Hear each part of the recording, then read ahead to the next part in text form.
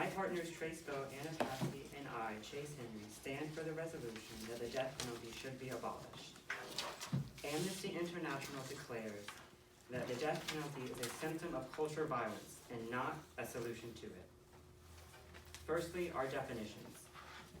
The affirmative team is pleased that the negative team accepted all of our definitions. Now, onto our reasons.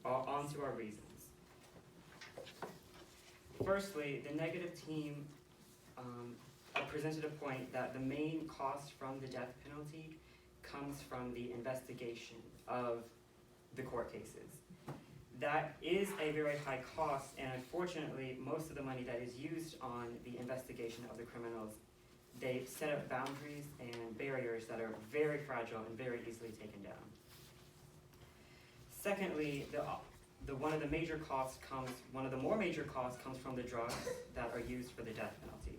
They use drugs to knock the criminal unconscious, then they use a paralytic to keep them from squirming if they were to wake up and feel the pain, and finally they use potassium chloride to stop their heart.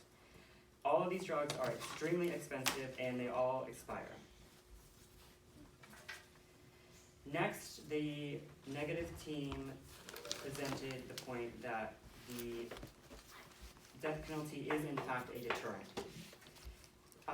An article called "Do Executions Lower Homicide Rates" by Michael L. Rudlett and Tracy L. Laycock said that a vast majority of the world's top criminologists believe that empirical research has revealed the deterrence hypothesis for the death penalty to be a myth.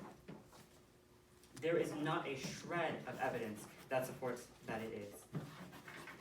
A second study called "Capital Punishment is Unfair and Effective and Hurts the States that Continue the Practice" said that 88% of the world's top leading criminologists say that the death penalty is not at all an effective deterrent.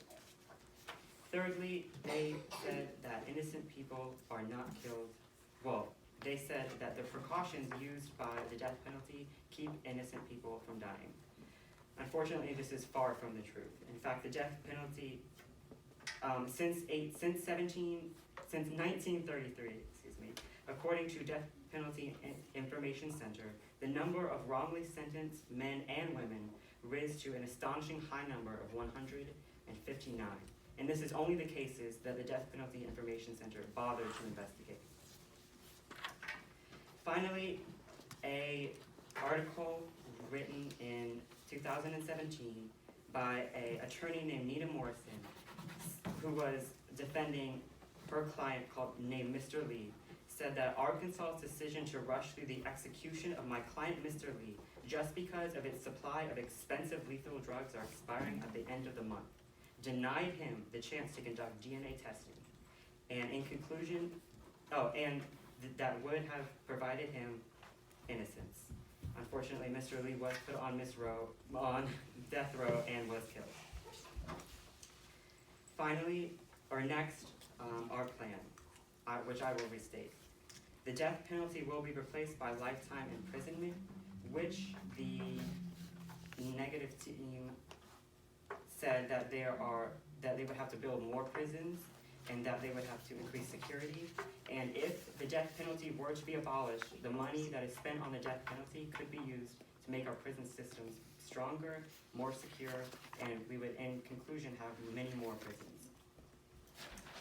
Finally, the enforcement would come from the U.S. Department of Justice, and the money, like I said, that is spent on the death penalty will be rerouted into the prison system to make them better. And finally, our advantages. Money will be saved if the death penalty is removed, and according to multiple studies done by the U.S. and other countries, crime rates will go down.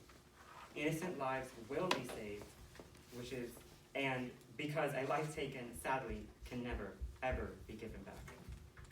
In conclusion, I would like to say thank you to the judges. Our team still stands for the abolishment of the death penalty. I'm prepared for cross-examination.